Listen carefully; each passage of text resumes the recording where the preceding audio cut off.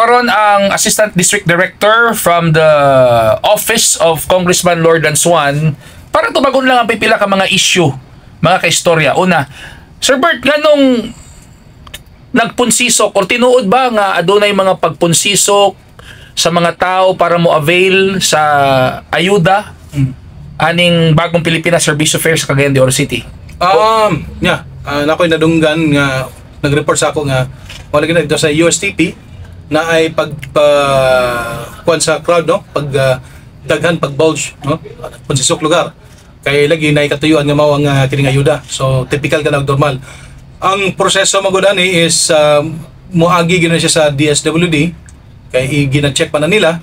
So naana na sila ginatawag na pre-identified, meaning katong kwalipikado na-identify na nila kay dili man tanan nga mo avail mo qualify. Bisa pag nakarehistro ka, klaro na mo gina nga bisa pag nakarehistro ka, pero kung tanaw nila nga di ka qualified, di ka maka-avail sa ayuda.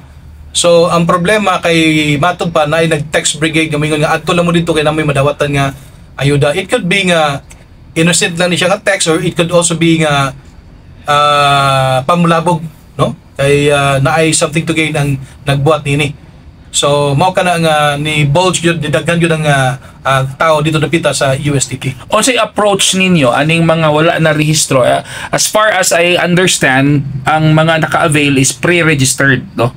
Because technically di man gyud pwede nga walk-in sa kadaghan tao sa Cagayan de Oro City. Kung i-walk-in na nimo, ang fund di na siya enough. So nagit siya pre-registration.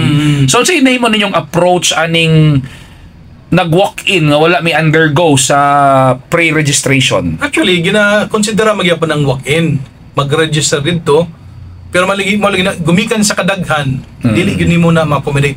Bisag kinsa pa nga mga tao o sistema ang gamiton, dili gyud na siya 100% nga accurate nga walay glitch ang proseso, no? So normal gyud na sa tanan nga ingana nga mga events nga naay mga ayuda-ayuda, lagi na magmahay kay mas dagan ang tao kaysa sa pundo. Okay. Now let's talk about pre-registration. Asa dit po sila nagpa-pre-register o kanus apa nagsugod o gipahigayon ng pre-registration? Dili ko aware kung kanus sa ang asa kabalo ko online. Okay. Nanay link ka na. Onya as to when, I don't know exactly when it started. Kay ang nagpasiugda mo gina na DSWD, so in short, it's not within my domain. Basta kay ang DSWD, the responsibility is to really guide and show people where to register. So ilan ang gibuhat? I'm pretty sure that ilan ang gibuhat. So ang fund ani from the DSWD? Yeah, the national government. Okay. National government. So sa kaning activity unsay role sa office ni Congressman Lord Swan ani, sir? It is only to host, meaning ang office ni Congressman Lord Swan maoy mag-coordinate, mag-plaster sa mga venues, no?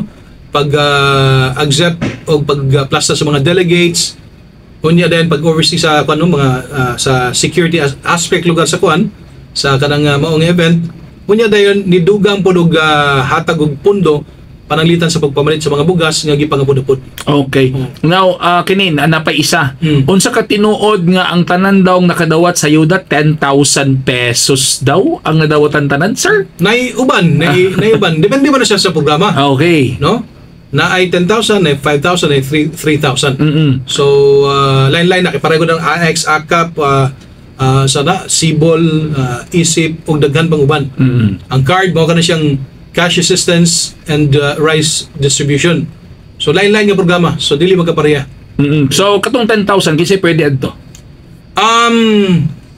Katong 10,000 dili ko aware kung unsa specific mo AX mo siguro or okay. I'm not too sure. Kay murag na dito sa katong PAF, no, kanang presidential assistance to kanang sige to future folks and families, no? So gikan gyud mismo sa office of the president. Ang mo qualify kung pilay imong madawat nga ayuda is during na sa pre-registration nga mo ni imong madawat nga magong DSWD na sila ko galingon nga database. Okay. So pag register nimo nya tan-aw nila ibangga nila, so diyan nila ma-identify kung ngayon ba ka or dili. No, sila na gid ang so dili ko maka speak on behalf of them silang sistema. So kami nag-facilitate lang, no? Pero dili gid nga ang lead nga mo gi ga kuan sa proseso.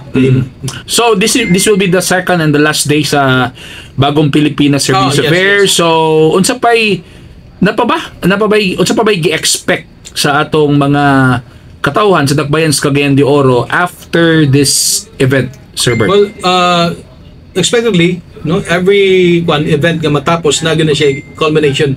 So karong hapon na sugod alas 5, adunay paygayon nga free concert, libre nga konsyerto Wow. nga pagalangkuban sa mga mga banda para lugar pananglitan ng ILT band na poy kanang Rocksteady na si Wakikiray ug napod ang O Karga, no? So libre na konsyerto, pwede mo mangadto dito nga di na mo pangayuan og ticket.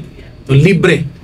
Gitanya gana si Congressman Lawrence Swan mismo ang nag-facilitate ng palayon ini na makahatag og kalingawan sa mga Cagayanon. Okay. After this, pagkatapos ng lugar padayon niya pa ng serbisyo, pinaagi sa tong Alagang Tingog Center diya sa Swan Arcade. Nga din kita adunay may katanyag services like burial assistance, medical assistance, hospital bills, and so on. Thank you, sir. Sige.